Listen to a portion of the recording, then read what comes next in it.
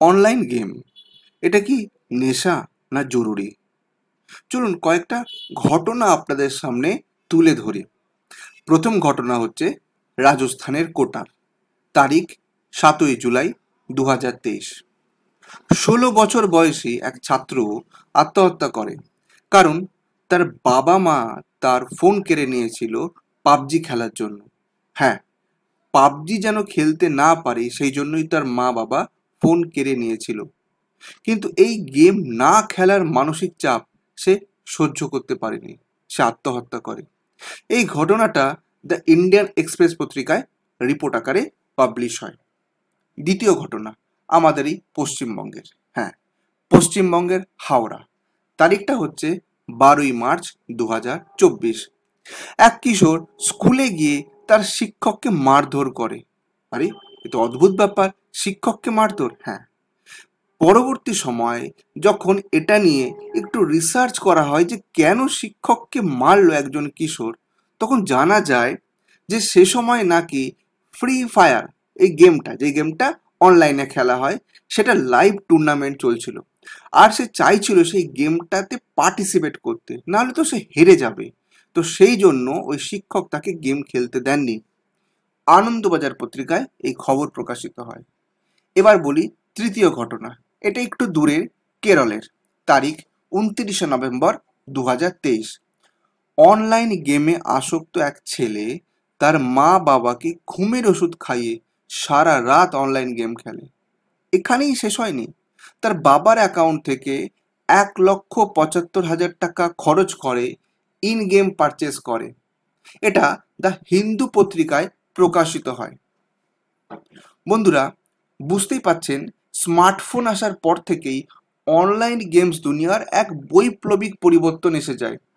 PUBG, free fire, call of duty, Roblox, Fortnite, এই নামগুলো এখন প্রতিটি ঘরের ছেলে মেয়েদের মুখে মুখে শোনা যায়। শুরুটা অবশ্য হয়েছিল বিনোদনের জন্য, কিন্তু ধীরে ধীরে এটা নেশায় পরিণত হয়। ভারতের national commissioner for protection of child right এর 2023 সালের একটা রিপোর্টে বলা হয় যে 10 থেকে 17 বছর বয়সী 74% কিশোর কিশোরী দিনে অন্তত পক্ষে 3 ঘন্টা করে এই গেম খেলে।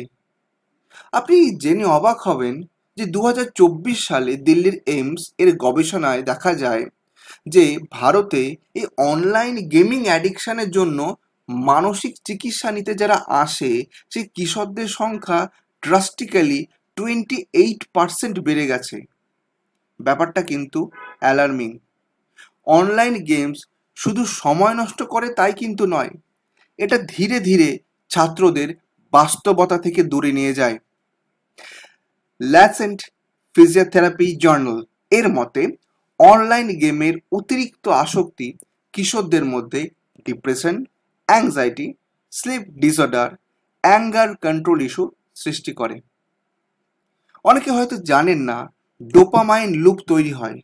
কি এই ডোপামাইন লুপ? দেখুন, ছাত্রদের মধ্যে এই ডোপামাইন লুপ তৈরি হয়। এর ফলে ব্রেন, মানে আমাদের মস্তিষ্ক, শুধু দ্রুত আনন্দ চায়। তারা পড়াশোনায় মন দিতে চায় না, কারণ পড়াশোনা থেকে তারা আনন্দটা পায় না। একটা অ্যালার্মিং তথ্য 2024 সালে জুন মাসে আসে, সেটা হচ্ছে সিবিএসসি, আপনারা জানেন সিবিএসসি বোর্ড, তাদের ক্লাস 10 আর 12 এর যে রেজাল্ট, এটা অ্যানালিসিস করে দেখা যায় যেসব ছাত্র দিনে 4 ঘন্টা বা তার বেশি অনলাইন গেমস খেলে, তাদের 65%-এর বেশি স্টুডেন্ট কিন্তু নম্বর ড্রাস্টিক্যালি কম পেয়েছে। তাহলে প্রশ্ন হচ্ছে, কি এই অনলাইন গেমস পুরোপুরি নিষিদ্ধ করতে হবে? না, গেমস সম্পূর্ণভাবে নিষিদ্ধ করতে হবে না, গেমস রাখতে হবে।